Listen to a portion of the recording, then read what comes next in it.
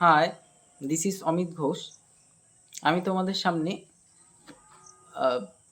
New criminal loss নিয়ে কিছু আলোচনা করব।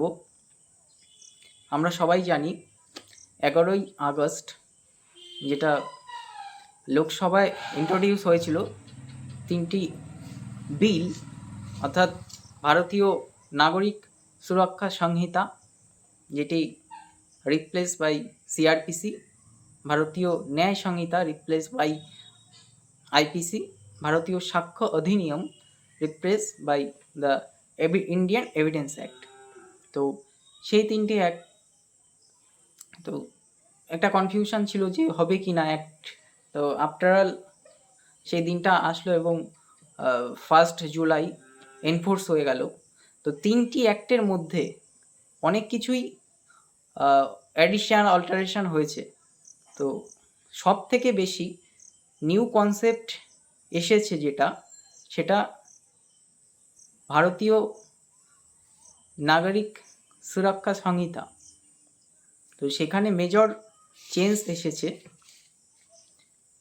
তো সেখানে হায়ারার্কি যদি দেখি, তো সেখানে সেকশন 10, তো অ্যাসিস্ট্যান্ট সেশন জাজের যে পোস্ট ছিল সেটি রিমুভ করা হয়েছে। সেকশন 16 মেট্রোপলিটন ম্যাজিস্ট্রেট কোর্ট সেটাও রিমুভ করা হয়েছে। Section 27 jurisdiction in the case of juvenile, সেটাও রিমুভ করে দেওয়া হচ্ছে। সেকশন 27 সেটাও, অর্থাৎ জুভেনাইল, সেটা এখন আর নেই, যেটা সিআরপিসিতে ছিল। Section 29 of CrPC, section 29 of CrPC, তো সেখানে কিছু পরিবর্তন আনা হয়েছে। যেমন ফার্স্ট ক্লাস জুডিশিয়াল ম্যাজিস্ট্রেটের যে ফাইন ইম্পোজমেন্টের পাওয়ারটা ছিল সেটাকে ইনহ্যান্স করা হয়েছে। সেটাকে ইনহ্যান্স করে, সেটা আগে ছিল 10,000, তো সেটাকে 50,000 করা হয়েছে। এবং সেকেন্ড ক্লাস জুডিশিয়াল ম্যাজিস্ট্রেটের যেটা 5,000 ছিল আপ টু, সেটাকে 10,000 করা হয়েছে। তো এখানে হায়ারার্কির এখানেই পরিবর্তন হয়েছে, কিন্তু যে ইম্পোজমেন্ট অফ পানিশমেন্টের যে ব্যাপারটা ছিল সেটা সিআরপিসিতে, সেটা অ্যাজ ইট ইজ বিএনএসএসও রয়েছে। তো এক্ষেত্রে কোনো চেঞ্জ হয়নি। তো মেজর চেঞ্জ যেটা, অনেকগুলো দিক থেকে আলোচনা করা যায়। প্রথম দিক যদি আলোচনা করতে চাই, টাইম লাইন। তো যেটা লক্ষণীয় চেঞ্জ সিআরপিসিতে, টাইম লাইন নিয়ে লক্ষণীয় চেঞ্জ হয়েছে, যেটা আগে সিআরপিসিতে ছিল না। যে কত দিনের মধ্যে আমাকে ট্রায়াল কমপ্লিট করতে হবে, কত দিনের মধ্যে জাজমেন্ট প্রোনাউন্স করতে হবে, কত দিনের মধ্যে ইনভেস্টিগেশন কমপ্লিট করতে হবে। তো যে টাইম স্টিপুলেশন সেটা নতুন বিএনএসএসে এমফাসিস করা হয়েছে। তো সেক্ষেত্রে টাইম লাইন ফর প্রসিজার, তো সেটাকে প্রাধান্য দেওয়া হয়েছে। তো সেখানে ফার্স্ট যেটা আলোচনা করছি, medical report of rape victim, যেটা সিআরপিসিতে সেকশন 164A, অর্থাৎ corresponding section of BNSS 184 subsection 6, সেখানে বলা হয়েছে যে the registered medical practitioner shall within a period of 7 days forwarded the report to investigation officer, অর্থাৎ মেডিকেল প্র্যাকটিশনারকে ওই রিপোর্টটা 7 ডেজের মধ্যে আইওকে, ইনভেস্টিগেশন অফিসারকে ফরওয়ার্ড করতে হবে, যেটা কিন্তু আর সিআরপিসিতে ছিল না, এটা এখানে ইনকর্পোরেট করা হয়েছে। and another timeline, framing of charges and discharge application। তো এখানেও একটা অনেক পরিবর্তন আনা হয়েছে ফর টাইম লাইনের দিক থেকে। BNSS section 250 correspondence section CrPC 227। তো এখানেও বলা হয়েছে যে 60 ডেজের মধ্যে ডিসচার্জ পিটিশন ফাইল করতে হবে from the date of committal. তো লাইক সেশনের কাছে অফেন্সটা কমিটাল হচ্ছে by the first class judicial magistrate, তো যেদিন থেকে কমিটাল হচ্ছে তো তার 60 ডেজের মধ্যে according to section 250 of BNSS অ্যাকিউজকে ডিসচার্জ পিটিশন ফাইল করতে হবে। Section 251 correspondence section 228 CrPC. তো court of session shall frame charge within a period of 60 days from the date of first hearing, অর্থাৎ ফার্স্ট হিয়ারিং যেদিন থেকে হবে তার 60 ডেজের মধ্যে চার্জ ফ্রেম করতে হবে। তো এখানে শ্যাল বলেছে চার্জ ফ্রেম, তার দ্যাট মিন্স 60 ডেজের মধ্যে করতেই হবে। কিন্তু যেটা সিআরপিসিতে কিন্তু এটা আগে ছিল না, এখন কিন্তু ইনকর্পোরেটেড হয়েছে by BNSS. Timeline for pronouncing judgement. তো timeline for pronouncing judgement section 258 BNSS correspondence section 253, যেটা সিআরপিসি অর্থাৎ সিআরপিসি 253তে কিন্তু এমন কোনো কথা ছিল না যে 30 ডেজের মধ্যে জাজমেন্ট প্রোনাউন্স করতে হবে, কিন্তু এখানে নতুন বিএনএসএসে সেকশন 258-এ পরিষ্কার বলা হয়েছে within a period of 30 days from the date of completion of arguments which may be extended to a period of 45 days for reason to be recorded in writing, অর্থাৎ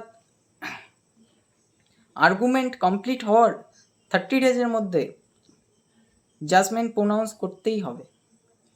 কিন্তু যদি 30 ডেজের মধ্যে জাজমেন্ট প্রোনাউন্স না করতে পারে তাহলে কিন্তু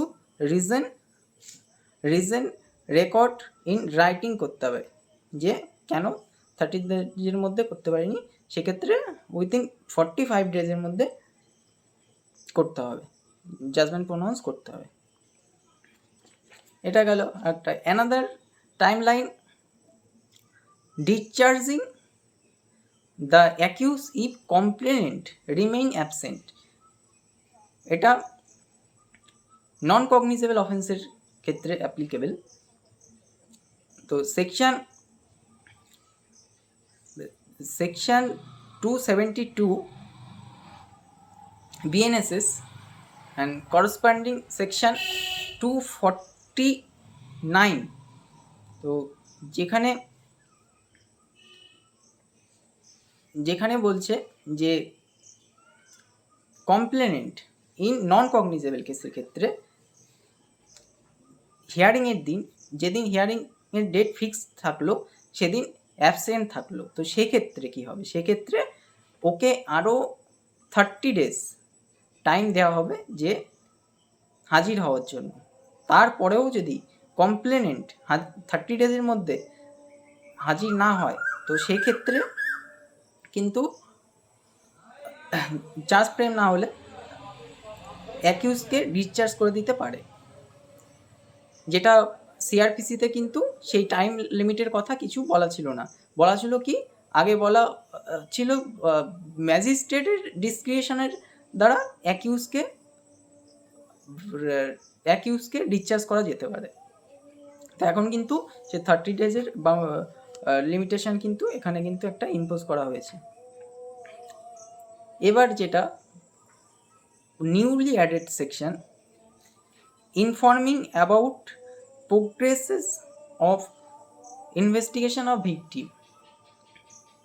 তো সেকশন 193 সাবসেকশন 3 সাবক্লজ 2 বিএনএসএস। তো পুলিশ অফিসার ভিকটিমকে ইনফর্ম করবে 90 ডেজের মধ্যে যে তার ইনভেস্টিগেশন কতটা এগিয়েছে, যেটি ইলেকট্রনিক মোডসেও করতে পারে। অর্থাৎ ভিকটিমকে কিন্তু অবগত করতে হবে যে ইনভেস্টিগেশন সম্বন্ধে, যেটা কিন্তু আগে সিআরপিসিতে ছিল না এই কনসেপ্টটা। সেকশন 193 সাবসেকশন 8 প্রোভাইসো, যেটি আগে সিআরপিসিতে ছিল না। তো সেকশন 193 সাবসেকশন 8 অফ বিএনএসএস এর প্রোভাইসো, যেটি নিউলি অ্যাডেড হয়েছে, যেখানে বলেছে যদি পুলিশ অফিসার ফার্দার ইনভেস্টিগেশন করতে চায় ডিউরিং ট্রায়াল, তাহলে কী হবে, তাহলে ম্যাজিস্ট্রেটের কাছ থেকে পারমিশন নিতে হবে। 90 ডেজের মধ্যে কমপ্লিট করতে হবে ইনভেস্টিগেশন, এবং 90 ডেজের মধ্যে যদি ডিলে হয় তাহলে ম্যাজিস্ট্রেটের কাছ থেকে আবারও পারমিশন নিতে হবে। তো অ্যানাদার টাইম লাইন সেটি বলছে time line for inquiry or trial, যেটি সেকশন 346 অফ বিএনএসএস। তো সেখানে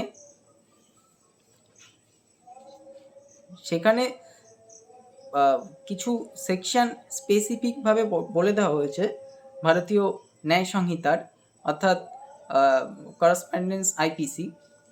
তো ভারতীয় ন্যায় সংহিতার যেখানে সেকশন 64, 65, 66, 67, 68, 70, 71, অর্থাৎ করসপন্ডেন্স সেকশন আইপিসির 76, 76 AB, 376 AB, 376A, 376B, 376C, 376D gang rape, 376E। তো এই অফেন্সের ক্ষেত্রে কিন্তু ট্রায়াল আর ইনকোয়ারি সেটা 2 মাসের মধ্যে, অর্থাৎ 2 মাসের মধ্যে কিন্তু কমপ্লিট করতে হবে from the date of filing of chargesheet. তো চার্জশিট যেদিন থেকে ফাইল হবে তার 2 মাসের মধ্যে কিন্তু ইনকোয়ারি এবং ট্রায়াল এই সব অফেন্সের ক্ষেত্রে কিন্তু কমপ্লিট করতেই হবে, যেটা বাউন্ডেশন করে দিয়েছে। তো আরও মেজর চেঞ্জ রয়েছে। তো মেডিকেল এক্সামিনেশনের ক্ষেত্রে আরও একটি চেঞ্জ রয়েছে সেকশন 53 যেখানে। তো ওখানে বলা ছিল যে মেডিকেল এক্সামিনেশন অফ অ্যাকিউজ যেটি, তো সেখানে police officer not below the rank of sub inspector. তো কিন্তু এখানে বলা হয়েছে section 52 BNSS any police officer, অর্থাৎ যে কোনো পুলিশ অফিসার কিন্তু অ্যাকিউজের মেডিকেল এক্সামিনেশন করার জন্য মেডিকেল অফিসারকে রিকোয়েস্ট করতে পারে। সেটি কিন্তু ইনকর্পোরেটেড করা হয়েছে বিএনএসএসে। এবার আসি অ্যানাদার চেঞ্জ, ফরেন্সিক ইনভেস্টিগেশন, যেটিকে গুরুত্ব দেওয়া হয়েছে। তো বিএনএস ম্যান্ডেট করেছে ফরেন্সিক ইনভেস্টিগেশন কোন ক্ষেত্রে, for offences with at least 7 years of imprisonment. তো সেই সব অফেন্সের ক্ষেত্রে কিন্তু ফরেন্সিক ইনভেস্টিগেশনটা ম্যান্ডেটরি করেছে। অর্থাৎ সেকশন 176 সাবসেকশন 3 যেখানে ম্যান্ডেটরি করেছে ফরেন্সিক ইনভেস্টিগেশনটা সেই সব অফেন্সের ক্ষেত্রে যেগুলি অ্যাটলিস্ট 7 years অফ ইমপ্রিজনমেন্ট। তো সিগনেচার অ্যান্ড ফিঙ্গার ইমপ্রেশন, তো যেটি সেকশন 311A ছিল, তো সেটি সেক্ষেত্রে কিন্তু যেখানে সেখানে কিন্তু ফিঙ্গার ইমপ্রেশন অ্যান্ড ভয়েস স্যাম্পেলের কথা কিন্তু ইনক্লুড ছিল না, কিন্তু নতুন বিএনএসে এটা ইনক্লুড করা হয়েছে। Voice sample and fingerprint and voice sample কিন্তু ইনক্লুড করা হয়েছে সেকশন 349 অফ বিএনএসএস। তো এইগুলো মেজর চেঞ্জ রয়েছে। এবার সেকশন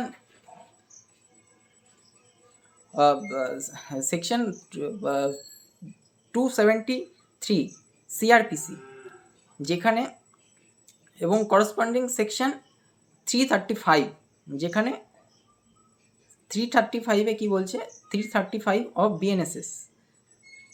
তো সেখানে ট্রায়াল ইন অ্যাবসেন্সিয়াল যেটা, তো সেখানে বলছে যদি পুরনো সিআরপিসিতে ছিল, যদি অ্যাকিউজকে পাওয়া না যায় তাহলে তার ক্ষেত্রে এভিডেন্স জেনারেলি দেওয়া যাবে না। কিন্তু এখানে বিএনএসএস বলছে ইট ইজ নেসেসারি টু অ্যাবসকন্ড হতে হবে। যদিও অ্যাবসকন্ড হয়ে যায়, তো সেক্ষেত্রে কিন্তু অ্যাকিউজের এগেনস্টে কিন্তু এভিডেন্স কিন্তু প্রডিউস করা যাবে। তো মেজর চেঞ্জ এখানেও হয়েছে। ফাইলিং অফ এফআইআর, যেটি নতুন কনসেপ্ট পুরো। তো আপনি ঘরে বসেও অনলাইনে বাই হোয়াটসঅ্যাপ বা মেল করেও কিন্তু এফআইআর করতে পারবেন। তো এটি নতুন কনসেপ্ট। তো সেক্ষেত্রে আপনাকে কিন্তু 3 ডেজের মধ্যে পুলিশ স্টেশনে গিয়ে ওটাকে সাইন করতে হবে। জিরো এফআইআরের কনসেপ্ট, যেটা জিরো এফআইআরের কনসেপ্ট স্পেসিফিকভাবে কিন্তু মেনশন করা ছিল না স্ট্যাটুটে, অ্যাক্টে, কিন্তু নতুন বিএনএসএসে কিন্তু জিরো এফআইআরের কনসেপ্ট নিয়ে আসা হয়েছে, যেটা প্রথম landmark case Punati Ramulu versus state of Andhra Pradesh, এই কেসে বলা হয়েছিল জিরো এফআইআরের কনসেপ্ট বলা হয়েছিল। তো সেটাকে এখন স্ট্যাটুটে স্পেসিফিকভাবে নিয়ে আসা হয়েছে। ট্রায়াল অন ভিডিও কনফারেন্স, তো এই কনসেপ্টটি যেটি বিএনএসএস সেকশন 530, তো সেটিকে ইনকর্পোরেট করা হয়েছে, যেটি আর ট্রায়াল অন ভিডিও কনফারেন্স যেটি বিভিন্ন কেসের মাধ্যমে অবজার্ভ করা হয়েছিল, যেটাকে ইনকর্পোরেট করার জন্য Praful B Desai versus state of Maharashtra 2003 landmark case, এখানেও বলা হয়েছিল যে ট্রায়াল অন ভিডিও কনফারেন্সের এটাকেও আপহেল্ড করেছিল। তো সেটাকে প্রাধান্য দিয়ে এটাকে স্ট্যাটুটে ইনকর্পোরেট করা হয়েছে। তো আর একটা চেঞ্জ, যেটা সব থেকে মেজর চেঞ্জ, সবার মধ্যে কনফিউশন, তো পুলিশ কাস্টাডি। তো পুলিশ কাস্টাডি বিষয়ে কি হবে? পুলিশ কাস্টাডি কি বাড়িয়েছে? 15 ডেজের বেশি বাড়িয়েছে, এক্সিড করে গেছে? না, সেটা কিন্তু করেনি। 15 ডেজ আগেও ছিল, এখনও 15 ডেজই কিন্তু রয়েছে। কিন্তু ব্যাপারটি হলো, যেই সব অফেন্স আপ টু 10 ইয়ার্স বা যেসব অফেন্স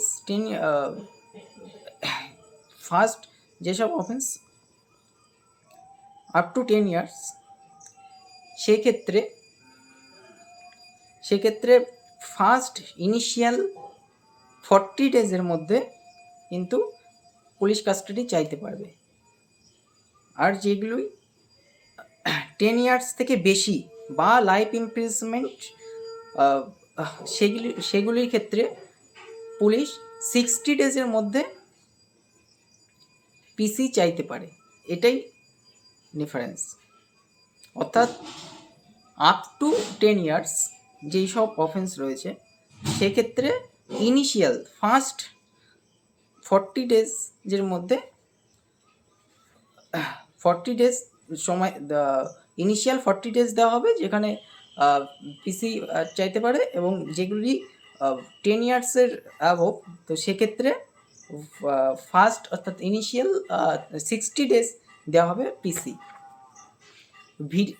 অ্যানাদার চেঞ্জ, কি চেঞ্জ, যেটি অনেক বড় একটা চেঞ্জ, এটি video conferencing of video recording of search and seizure. তো যেটি কিন্তু সিআরপিসিতে ছিল না। সিজার করার সময় পুলিশকে কিন্তু ভিডিও রেকর্ডিং করতে হবে, কারণ পুলিশ কিছু অ্যাডিশন অল্টারেশন যাতে না করতে পারে তার জন্য কিন্তু এই সেকশনটা আনা হয়েছে। তো BNSS section 103, 104, 105 newly added section. তো এই ক্ষেত্রে video recording at the time of seizure এটা কিন্তু ম্যান্ডেটারি করেছে, যেটি সার্চ রিগার্ডিং যেটি করসপন্ডেন্স সেকশন 200 100 অ্যান্ড 102 যেটি ছিল সিআরপিসিতে। Electronic, another concept, electronic recording of deposition. তো ইলেকট্রনিক রেকর্ড অফ ডিপোজিশন যেটা, এটাকে ইনকর্পোরেট করা হয়েছে। প্রথমে সিআরপিসিতে স্পেসিফিক প্রভিশন ছিল না এটা নিয়ে। তো সেকশন 308 অফ বিএনএসএস, যেটি deposition of accused and witnesses are recorded electrically, ensuring for smoothing the justice delivery system. তো সেটাও নতুন আনা হয়েছে, ইনকর্পোরেট করা হয়েছে। ইলেকট্রিক মোডেও কিন্তু রেকর্ড করা যেতে পারে ডিপোজিশনগুলো নতুন অ্যাক্ট অনুসারে। তো সার্ভিস অফ প্রসেস যেটা আছে, সামান্স, সেটিও কিন্তু ইলেকট্রনিক ফর্মে, সামান্স অনলি, সামান্স বা ডকুমেন্টস সেটাই কিন্তু করতে পারে ইলেকট্রনিক ফর্মে, যেটি সেকশন 63/94 অফ বিএনএসএস। তো সেক্ষেত্রে কিন্তু ইলেকট্রনিক ফর্মে কিন্তু সামান পাঠাতে পারে। অ্যানাদার কনসেপ্ট যেটি সিআরপিসিতে ছিল না, এটিও কিন্তু টাইম স্টিপুলেশনের একটি জায়গা করেছে, যেটি গভর্নমেন্ট অফিসিয়ালসের এগেনস্টে যদি আমরা কমপ্লেন করতে চাই, সেক্ষেত্রে আমাদের একটা প্রিভিয়াস স্যাংশনের দরকার। তো যেটি সেকশন 197 অফ সিআরপিসিতে ছিল। তো এখানে করসপন্ডেন্স সেকশন অর্থাৎ বিএনএসএস সেকশন 218 যেটা, সেখানে ইনকর্পোরেট করা হয়েছে, এবং এর সঙ্গে টাইম স্টিপুলেশন করা হয়েছে যেদিন থেকে অ্যাপ্লিকেশন করছে, স্যাংশন চাইছে গভর্নমেন্ট অফিসিয়ালসের এগেনস্টে যে মামলা ফাইল করার জন্য যে স্যাংশনটা রিকোয়ারমেন্ট, সেটি যেদিন থেকে চাইছে, অর্থাৎ যেদিন থেকে অ্যাপ্লিকেশানটা করছে তার 120 ডেজের মধ্যে কিন্তু গভর্নমেন্টকে তার ডিসিশান জানাতে হবে। যদি গভর্নমেন্ট রিমাইন সাইলেন্স থাকে, তাহলে এটা কিন্তু ধরে নেওয়া হবে যে স্যাংশন কিন্তু গ্রান্টেড হয়েছে। তো এটা কিন্তু মাথায় রাখতে হবে।